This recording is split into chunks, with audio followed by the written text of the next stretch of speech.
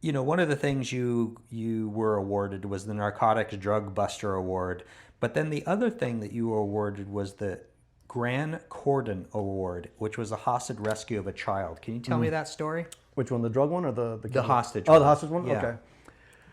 Okay. There was a Norfolk Myers. There was a domestic violence issue where the wife ran out of the house.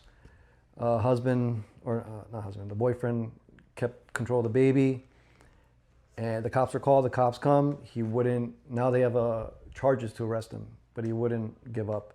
And the other concern was now he has a baby, the baby in his possession. So now you have a barricaded subject. I think he put the couch towards the door so they couldn't get in.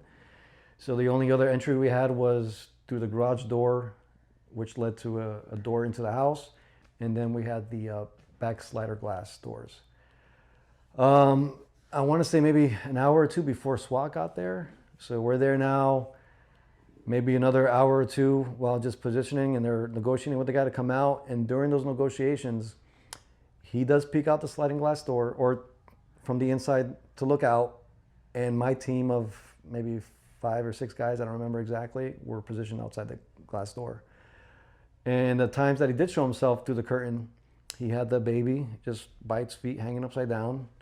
And every time he would make confrontation with us or yell at us, he would bang on the glass door, and you would see the baby's body and at times head even slamming against the glass door. So it's scary. But then, you have another risk now. Do you wait for him to put the baby down? You obviously can't make entry now because he's holding the baby, by the feet. So if we make entry or agitate him, the baby falls down and dies or whatever injury. That's the last thing you want. So now we're just buying time. He's doing the same thing over and over again. It's dark in the house, but you can see like a baby chair because it's the kitchen that we're looking at.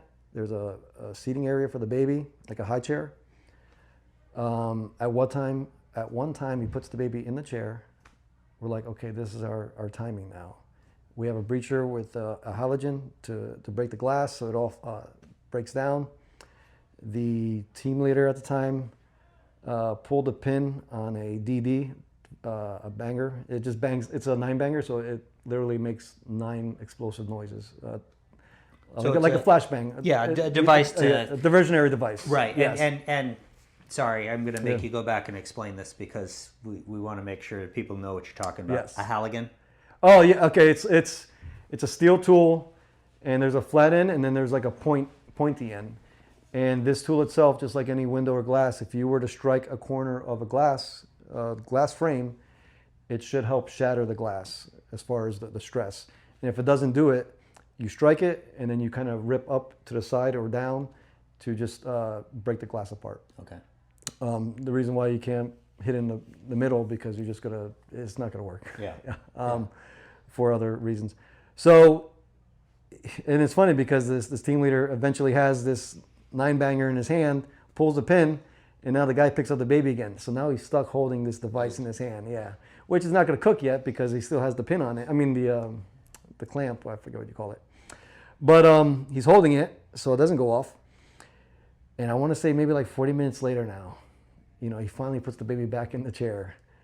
And that's when we make our moment. The SWAT member strikes the glass window, tears it up, it breaks down. Me and one other person, we make entry. The team leader drops the 9-banger, so all you hear is the banging noise in the background, so you have a diversion now. By the time we made it in there, again, very chaotic, but controlled. It's dark. We go in there with our flashlights on the weapons. We go straight to the baby seat, and the baby's not there no more. We're like, holy shit, what's happening? We kind of look around. We end up looking towards the ground. He actually came out at some point, wherever he was at, and he grabbed the baby again. So now it's kind of scary. But he was in a position where he grabbed the baby and fell straight to his back, and he was just stuck in this position. So it's pretty obvious to see that he was in a OODA loop. You familiar with that term, OODA loop? So if other people don't know, it's when your brain can't catch up to the events occurring, right? So with the noise, the glass breaking, cops or SWAT team members making entry, looking for something, yelling, hey, show me your hands, because we don't know where he's at. He was able to grab the baby. fell to his back, and you can just tell he was stuck in this position of like disbelief because his eyes were wide open, looking straight up to towards the sky. I get cover. The other SWAT member that went in actually grabbed the baby, and after that was done, I stole my weapon to the side, and then I was able to handcuff him, and that was our hostage rescue of the baby. Wow. Yeah, it was interesting, and that's almost like one of those moments you live for. Like, it's very rare that things like that happen, but they happen, Yeah. unfortunately. But that's always something I want to be a part of because I feel like I can accomplish those goals when it comes to safety as well as, you know, helping someone against someone that's doing something wrong. Yeah. And that's one of those moments I was able to live and remember, and it would always be stuck in my head.